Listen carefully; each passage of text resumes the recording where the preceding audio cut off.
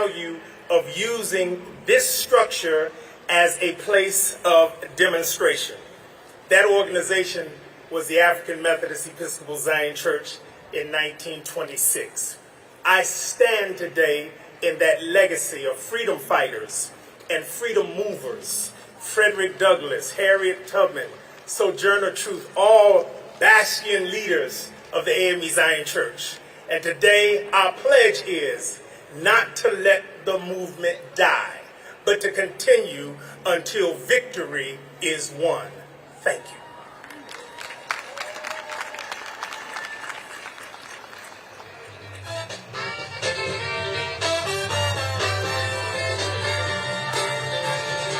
Ladies and gentlemen, if you are volunteering as a marshal, please make sure you go to the Daniel French side of the memorial.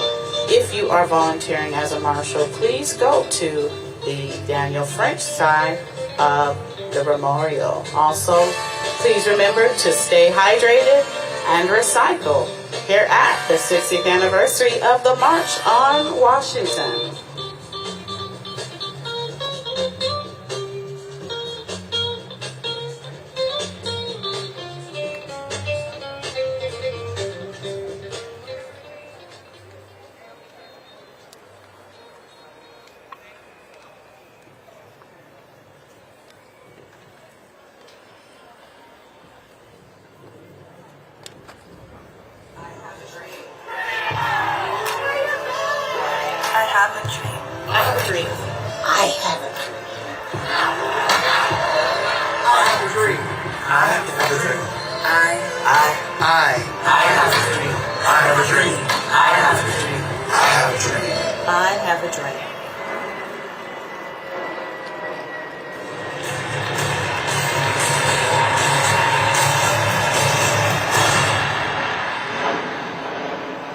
America was built on the power of protest, on moments when our voices launched movements.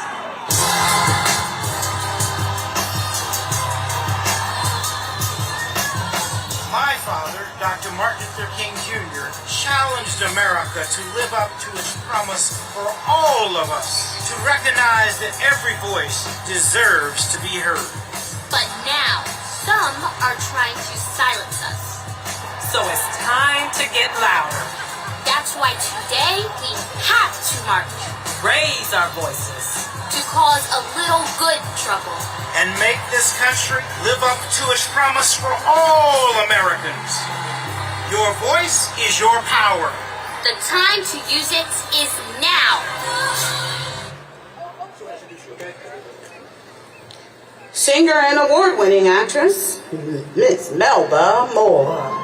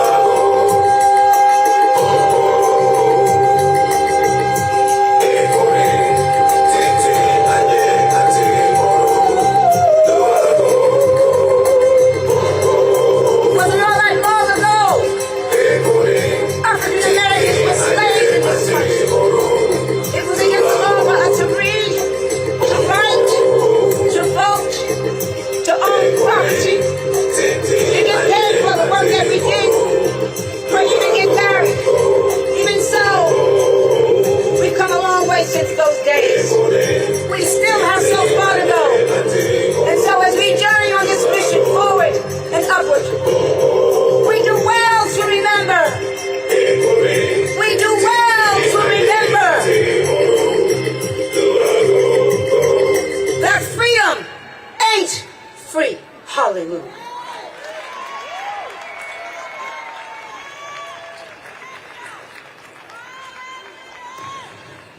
Chairman of the Board, National Action Network, let's welcome Reverend Dr. W. Franklin Richardson.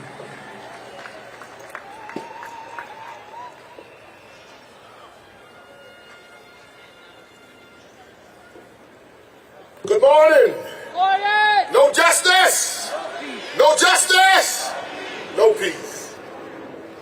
On behalf of the board of the National Action Network and our president, Reverend Sharpton, we are thankful for all of those who are gathering together, participating in this march forward. It is not merely a march of reflection. It is a march of projecting into the future. We want our sons and daughters to come to an era where they can inherit what we have fought for and invested in. And we will not be robbed in this hour of all that we fought and invested. We will not let the clock turn back. We will not go back to what we've been. We'll go forward to take over and to be all that God has intended for us to be. There's a passage in Jeremiah, real quickly, it says, Jeremiah is talking about the conditions of Israel. And he says, the harvest is past, the summer is ended, and we are not saved. That is the predicament of African Americans in this country today. We fought in the fight. The harvest has come. The nation is built on our backs. We've come through great difficulties and great hardships. And we've had legislation passed. We've had marches. We've had achievements. We now have 60 people in the Congress. But the harvest is past, meaning that the time we fulfilled our purpose happened. And then there came the time of the second harvest. And we still, African Americans, are not saved. This nation was built on our investment, built on the backs of African Americans, African people, built in sacrifice, blood, sweat, and tears. And the harvest came after our investment. But the plantation owners, those who gathered the harvest, kept all of the harvest for themselves and never distributed. And now people talk about today old money. Well, old money is simply our money. It's the money that we didn't get for what we invested. And we're here today to call for the check to come back satisfied. Martin King said it was a check that turned insufficient funds. Today we come to serve notice that we are determined to collect what we have invested, what our forefathers and mothers have deposited in this nation. Every measure, every single measure of quality of life in this country, African Americans are at the bottom. You take any disease, you take our schools, you take our economics, every aspect, we're at the bottom. But we are not going to. We're not going to stay there because another generation is rising to build upon the generations before us. And not only is another generation rising, we're linking arms with others who are oppressed. Because our oppression is a disease that is not containable. You cannot be discriminatory on one people and think that that will not show up in all segments of the society. And therefore, we are all here because we all have an investment in this nation turning and living up to its possibilities. So I ask you, let us leave here determined to not let the fire go out, determined to be engaged, determined to rise to the moment. Martin King said it this way. Ralph Waldo Emerson said in 1871, if you can build a better mousetrap than your neighbor, even if you build your house in the woods, the world will make a beaten path to your door. And this becomes increasingly true. We must not set out to be just a great Negro doctor or Negro lawyer, for if we do, we've already flunked the matriculation examination into the University of Integration. Martin went on to say, if it falls your lot to be a sweet street, we're going out in sweet streets. Sweet streets like Shakespeare wrote poetry. Sweet streets like Beethoven composed music. Sweet streets like the marble maker. Sweet streets so well that the whole host of heaven and earth will pause and say, here lived the great street sweeper who swept his job well. If you can't be a pine on the top of the hill, be a shrub in the valley. If you can't be a main road, be a path. If you can't be the sun, be a star. For it ain't by size that you win or you fail, but be the best of whatever you are. Get together, my brothers and sisters. There's a great camp meeting on the other side.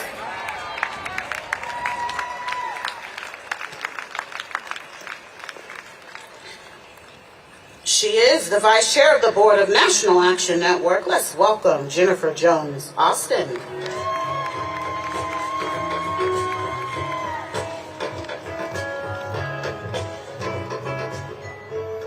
As Vice Chairwoman, I stand before you proudly, representing the women of NAN, Ebony Riley, Rachel Nordlinger, Katrina Jefferson, Trudy Lucas, Dominique Sharpton, Ashley Sharpton, and many more who, like the women 60 years ago, worked tirelessly to help make this moment possible. In words penned decades ago by my father, comrade of Dr. King, faith and civil rights leader, Reverend Dr. William Augustus Jones Jr., blacks in America still today have freedom without finance and access without assets, which is tantamount to existence without equity. 160 years after slavery, 60 years after the March on Washington, and still these words ring true. Today, unemployment for black Americans has hit record lows, but black persons, equally educated and experienced, still earn significantly less than their white counterparts. Black women are the most educated group in the United States, yet many are denied fair wages and their worth. And with lower pay comes higher debt, all but ensuring the average black family's inability to save and build wealth. With these and numerous other systemic barriers working together, today 1 in 3 black children lives in poverty, compared to less than 1 in 10 white children.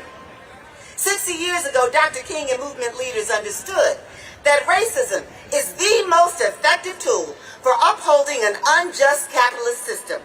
That's why they marched on Washington for jobs and freedom. Reverend Sharpton, Andrea, and Martin Luther King III, they understand that, and we all understand that. And that's why we are gathered here today to march for jobs. Jobs that pay a true and living wage, for real and meaningful opportunities to grow and build assets, for our children to no longer live in poverty. We come again today, and we're going to keep coming until this nation ends economic injustice in all of its forms: wage discrimination, education inequality, criminal injustice and mass incarceration, misogyny, voter suppression, environmental injustice, gender identity bias, and more. As beneficiaries of all the good, all the blood and the sweat and the tears that were shed by the leaders and doers of the movement 60 years ago, the burden bearers, we now are the burden bearers. And ending economic injustice is our burden. It's our responsibility. Together we can. May God order our steps.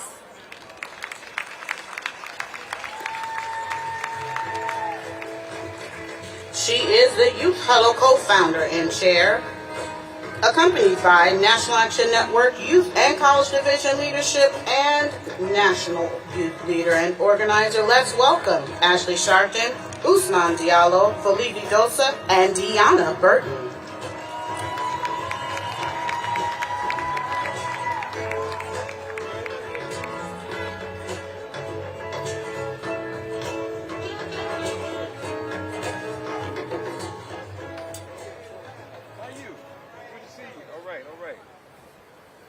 Greetings.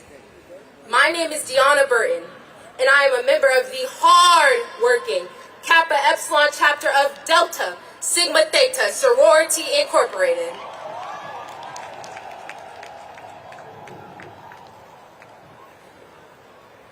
If we were to trace the path of modern activism, I'd start 60 years ago, where leaders like A. Philip Randolph and Bayard Rustin organized the first March on Washington amidst the Jim Crow era, with hundreds of thousands of individuals joined from across the nation. They bore witness to Dr. King's impassioned call to action. As I gaze upon you all gathered here today, I see a reflection of that historic crowd. A multitude of individuals from diverse backgrounds standing shoulder to shoulder, marching in unison to champion a single cause. Yet as we stand in the capital of what is supposed to be the greatest nation in the world, we find ourselves a mere shadow of the vibrant tapestry that Dr. King envisioned in his dream. Though we've made remarkable strides towards equality, we are further from that dream than any other time in recent history. Redlining and gerrymandering has distorted the democratic process. Thugs, disguised as patriots, have attempted to interfere with the peaceful transition of power. Books are being rewritten, teachers and writers are on strike, students are being gunned down, racial tension is on a rise, and young people are being silenced, and time is running out. We face a dangerous erosion of the progression and knowledge that we have created, threatening the very foundation that a just society is built on. As we stand on this ground, echoing the activists and their legacy who came before us, let us be the force that reshapes the narrative of our time. Together, we hold the power to mend the fabric of our nation and make oppression non-existent. Today, we draw strength from the diverse tapestry of backgrounds assembled here as we heed the call for unity, equality, and justice. Let our actions be a testament that echoes for generations to come. Let us rise to the challenge, emboldened by the urgency of our mission, knowing that a future built upon truth, equality, and compassion is within our grasp. Our response to these challenges needs to be unwavering, a commitment to preserving accurate knowledge, protecting women's rights, empowering students and young people like the individuals behind me, and advocating for the adequate resources for those in need. For it is through that we pave the path for a brighter and more just and equitable future. Thank you.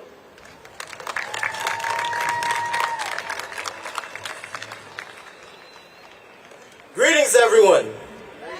My name is Felipe Dosa.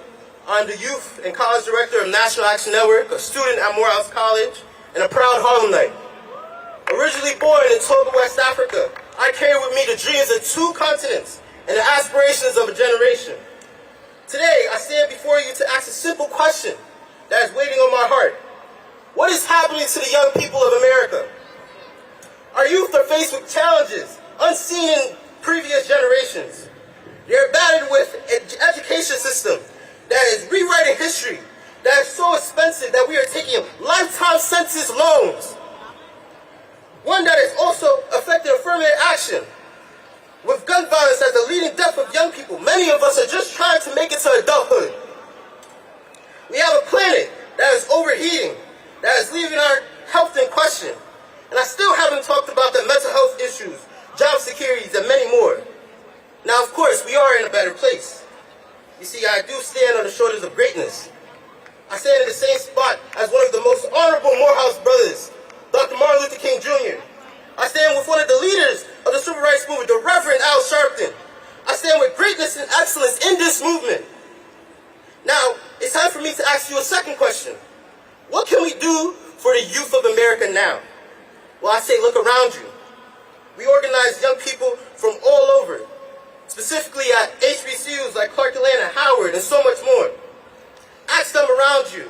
Let them know that you could join the movement, you could join National Action Network, and work together. We also created a youth and college policy agenda, and we can talk a little bit about the acts that we want to push. For example, the Strength and Diversity Act, which provides federal funding to support diversity in our elementary and middle schools. The Mental Health Service for Students Act, which provides federal funding for on-site mental screening, treatments, and outreach programs. There's so much more. As the Youth and College Director of National Action Network, I know that change is possible. Together, we can build bridges between communities, create understanding where there is confusion, and unite a fire of change that will light the way for generations to come. In closing, let's remember that youth are not just the future, but they are the present. And the time to act is now. Together, we can transform their lives, and in doing so, shape the destiny of this great nation. Thank you, and may we march forward for hope, resilience, and determination. No justice? No justice? Thank you. My name is Ashley Sharpton. I'm the founder and director of National Action Network's Youth Huddle. 60 years ago, I wasn't alive. I don't think anybody behind me was alive. But my generation and those who come after, there's a lot that we sometimes take for granted because so much has changed since 1963. We have black elected officials across the country and even had our first black president. We have black millionaires, movie directors, athletes, doctors, business people, and have excelled in every industry. 6 decades ago, there were no female speakers at the march, and there was no social media to help amplify our voices. As my father, Reverend Dr. Al Sharpton, often says, we've come a long way, but our work is far from over. Dr. Martin Luther King Jr. once said that America had given black Americans a check for equality that was marked insufficient funds in the Bank of Justice. Reverend Sharpton often reminds us in National Action Network that in 1963, they came to Washington to make it plain that the check for equality had bounced. We're here today in 2023 to be clear. That debt must be paid. We came to the Lincoln Memorial because Lincoln made a promise, as Rev often says. We didn't go to the Jefferson because he didn't promise us anything. But Lincoln made a promise. And the ancestors must have gave him forewarning because we can't see Lincoln today. I think he's hiding.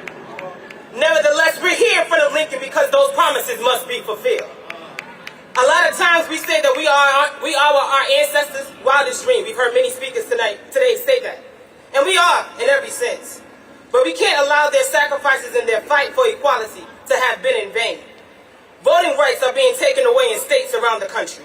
And the John Lewis Voting Rights Act must be reconstructed and enacted into law. The highest court in the land dismantled Roe v. Wade and women's right to bodily autonomy. The Supreme Court also made it easier to discriminate against the LGBTQ+ community. The court ended affirmative action in higher education and opened the door for other areas to end DEI programs. Black mothers like Ajika A.J. Owens are still being killed with no accountability for their murderers. Young people like Tyree Nichols are still being killed by police, and national police reform legislation like the George Floyd Justice and Policing Act has been stalled. This is why we still march today. Sometimes, people of my generation and under like to say we outside. And we outside. We outside to turn up and get drunk. We outside to turn up and go to a party. We outside in our best silver lining for Beyonce and Club Renaissance. Everyone is outside distracted. A lot of us are outside for the wrong reasons. But today we're outside for the right one. We came here today to continue what they did 60 years ago. So yes, we outside to push for progress. But we know we need to get inside to make change. We know we need to get inside to turn demonstration into legislation. We got to shake up the makeup of the Supreme Court. We need to get student debt relief for all. We need to get inside and teach young people about history and education. I'm so proud National Action Network's Youth and College Division, under the organizing efforts of Ousmane Diallo and Felipe Dosa, organized students from 32 schools from around the nation because we must empower the next generation together. This summer, my sister and I went with our dad to South Carolina to rediscover our own roots. We visited the plantation where my great-great-grandfather Coleman Sharpton was enslaved. We stood on the ground where our forefathers worked tirelessly without any rights or liberty. Many of our families were outside on the plantation. But now it's our time to get inside and keep making change from within. We've come a long way. We are our ancestors' wildest dreams. But the fight for justice and equality continues. We're in this together, and the only way we keep moving forward is if we move in unison. I'm honored to stand here today with all of you representing a diverse coalition of various ethnicities, religions, gender identities, the young, the elderly, and people from all backgrounds as we show a united front against those who want to take us back to a time when we have fewer rights. Together we say, not on our watch. Together we say, not on our watch. Together we say, not on our watch. For whatever, backwards never. No justice, no peace. No justice, no peace. No justice, no peace. Thank you very much.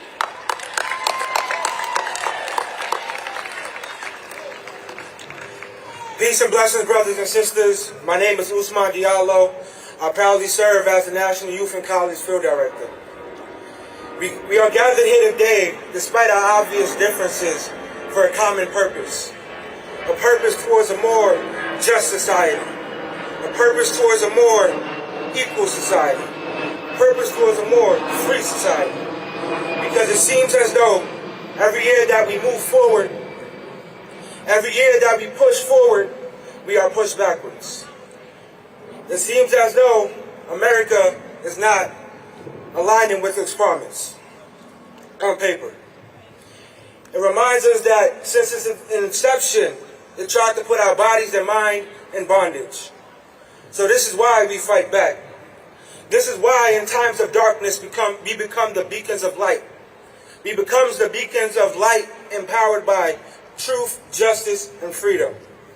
And to our young people, this is why it's important that we recognize this is not a mere commemoration, that we realize this is a continuation of a struggle to bend the arc of our moral universe towards justice. Nelson Mandela once said, young people are capable, when aroused, of bringing down the towers of oppression and raising the banners of freedom. So to that I say it's time. It is time that we show up like we did in the midterms of 2022 and said no way to a red wave. It's time that we show up and stand up as we did in 23 for the Tennessee 3, when 3 legislators protested for common sense gun laws and 2 of them happened to be black and those 2 were expelled. It is time that we prepare for 2024 and organize for 44, because our fight is long. So when I say we shall, you say overcome. We shall. Overcome. We shall. Overcome. When I say no justice, you say no peace. No justice. No peace. No justice. No peace. When I say black lives, you say matter. Black lives. Matter. Black lives. Matter. This here, brothers and sisters, have been some of the great rallying calls for our people from the march in 63, where we marched for the same access to jobs, justice, and freedom our counterparts had, to 23, when we are demanding they restore and expand those same rights. This here is about building the bridges of our movement, bridging the gaps of the movement and filling the cracks so we can nurture the roses that grew from concrete. Because we shall overcome. No justice. No peace. No justice. No peace. Thank you.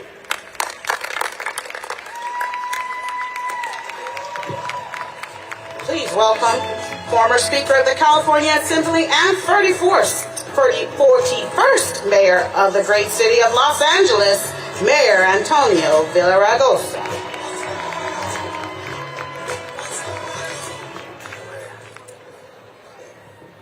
Good morning. What an honor it is for me to be here. You see, I remember 1963. I remember watching it on TV. And in 1968, I helped to form the Black Student Union, United Mexican American Students, and we came together. I'm honored to be here because I know that I'm here because it was a Civil Rights Act. I'm here because there was a Voting Rights Act. I'm here because there was an affirmative action program that gave me a shot. And we're here to say we're going to fight for affirmative action. We're going to stand up for the notion that every one of us deserve equal opportunity. Every one of us deserve to live the dream. You know, some 250 years ago, our forefathers, they weren't mine, but, you know, they were the nation's forefathers. They talked about all men being created equal. Well, obviously, they were only talking about men and only white men of property. And ever since then, we've been fighting to create a more perfect union. We've been fighting to say to America, we're here. We want to participate. We want to dream like the rest of you. We want a fair and just society. And so we're here today to say that poverty is not an accident. As Nelson Mandela once said, it's man-made. And that means it's a choice, and a choice that we need to make. I live in a state, fourth largest economy in the world in California, with the highest effective poverty rate in America. We live in a country richer than any country in the history of the world. And yet, we've got more poverty than the vast majority of Western industrialized nations. That's a decision that people made. And we're making a decision as well. And that decision is we're going to continue the dream. We're going to fight to keep the door open. We're going to make sure that every single one of us get that opportunity. That's why we're here. That's why we're celebrating today, and that's why I'm honored to be with you. And so I want to say, no justice, no justice. And I'm going to say a few words in Spanish because nobody has and I can't. Mira, es un honor estar aquí con ustedes. Entiendo que estoy aquí porque había un movimiento de derechos civiles. Estoy aquí porque había los derechos de votar. Estoy aquí porque había un programa de acción afirmativa que me dio la oportunidad de ir a la universidad.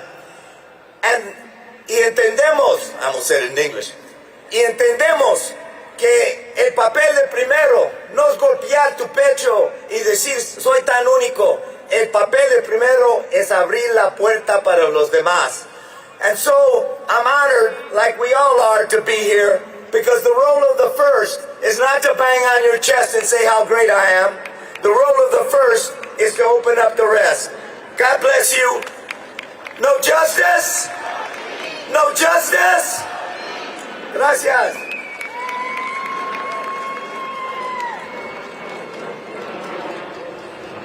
Let's welcome Anti-Defamation League inaugural Rabbinic Fellow, Rabbi David Wohl.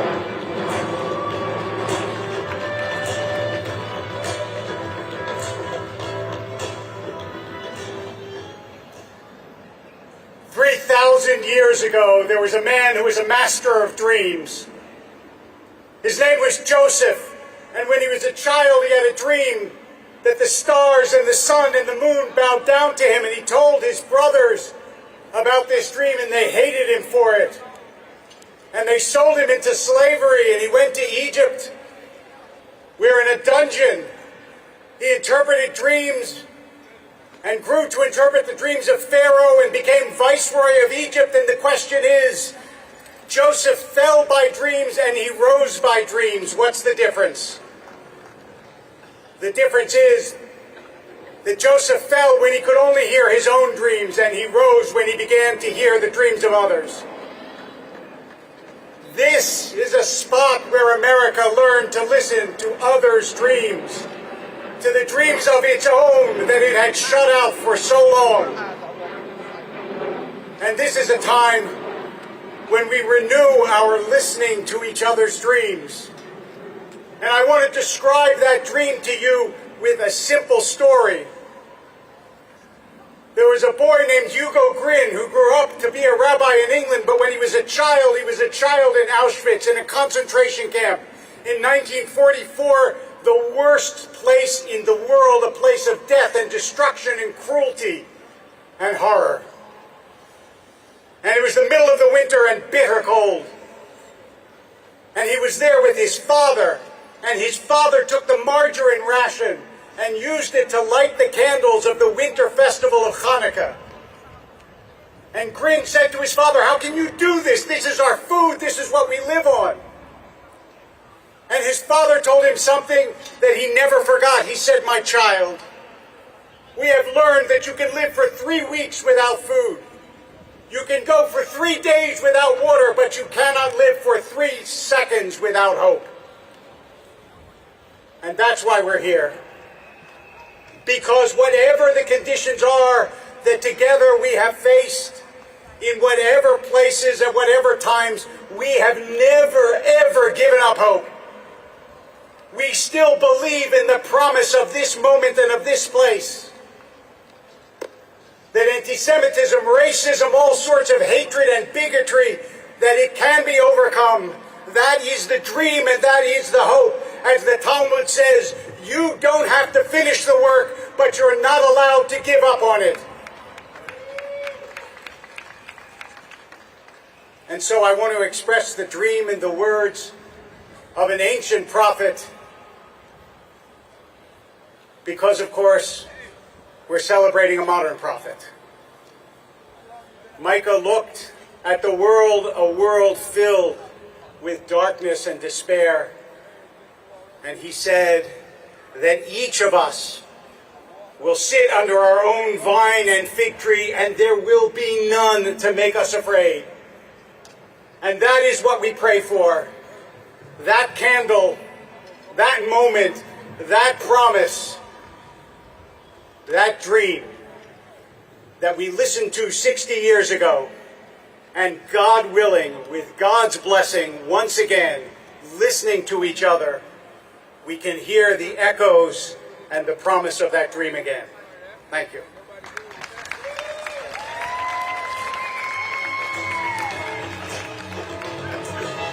Senior Fellow, Shalom Hartman Institute, founder and co-director of Muslim Leadership Initiative. Please welcome Abdullah Antepli.